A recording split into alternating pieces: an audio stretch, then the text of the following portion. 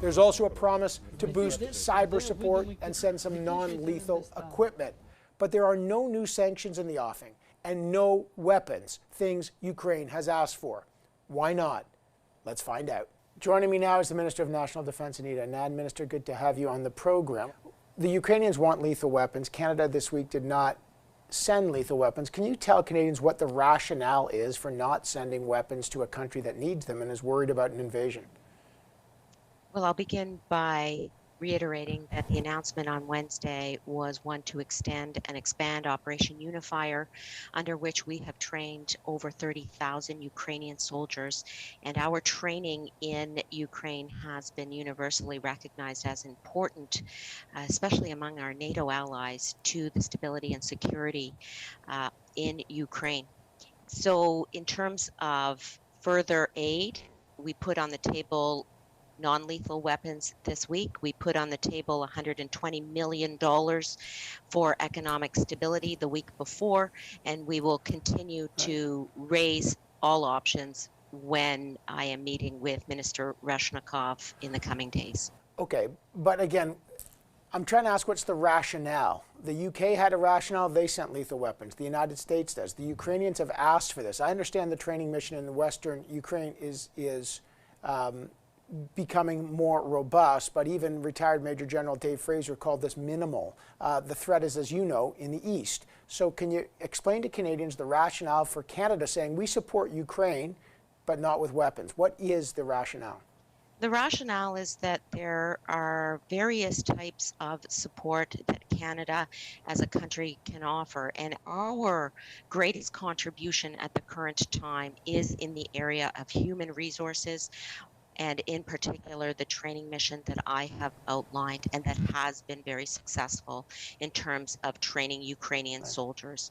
In terms of additional aid in the days and weeks and months to come, those are ongoing conversations, and as I said, all options remain on the table. Are Canadians to understand that all options remaining on the table means that when you go to Ukraine this week, you could agree, you're not ruling out sending lethal weapons? As I indicated, all options on the table means that we are continually engaged with Ukraine across our government in terms of how we can best support security and stability and sovereignty in that country. And the focal point on lethal weapons at this point should be viewed in the context of the entire very comprehensive aid that we are giving Ukraine. The question is, what's the message of deterrence to Russia? And the Ukrainians think that's lethal weapon. In the meantime, they have also, you announced there's going to be intelligence sharing, but Canada has, in the past, given the Ukrainians access to RadarSat, our satellite imagery, in 2015. They no longer have that. They need that. They want that. Why was there not an announcement to give the Ukrainians access to satellite imagery so they can do threat assessment on the Russians? I am aware that some have raised the issue of RadarSat technology. When we were at the drawing board in terms of assessing the requests from the Ukrainian government, as well as our capacity and capability, we are focused at the current time on expanding and extending the training mission. And going to Ukraine in the coming days is part of our efforts to ensure that we are hearing directly from the Ukrainian government in terms of what they would like to see on the table. But you had told me earlier in the week that you'd spoken to the Chief of the Defense Staff, Wayne Eyre, about getting RadarSat and sharing those imagery. So is that on the table, and will that be discussed in Ukraine?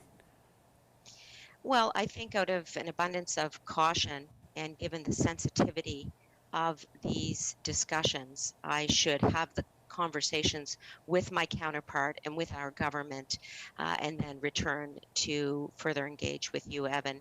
This is a very difficult and sensitive time, very concerning. The situation is very fluid, and Canada will continue to stand steadfast with our allies in support of Ukrainian sovereignty and the international rules-based order. Minister, the reason that you're getting pressed is, we've got 60 more troops coming. I know we have 900 in Latvia, and we're giving non-lethal support. They've got 100,000 combat-ready troops there. They're doing live-fire naval exercises. The Russians are more than just rattling sabers, and the U.S. believes an attack could be imminent. So the question is, how long can you wait?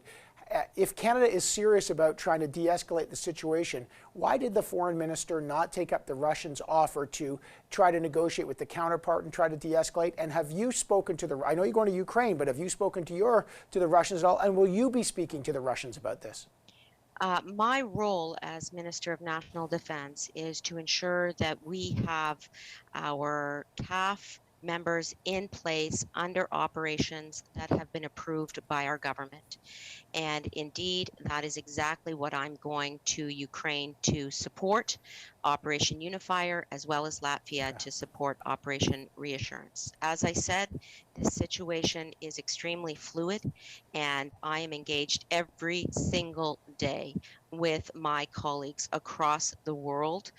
Yesterday, for example, I spoke with my German counterpart, and I will be continuing to do that so that as a NATO alliance, we continue to be working in lockstep with each other on issues like support for Ukraine, economic sanctions, and the like. Have you considered sending arms that were originally designated to support the Kurds? They were small arms. Have you put it on the table to negotiate of sending those to Ukraine instead of the Kurds?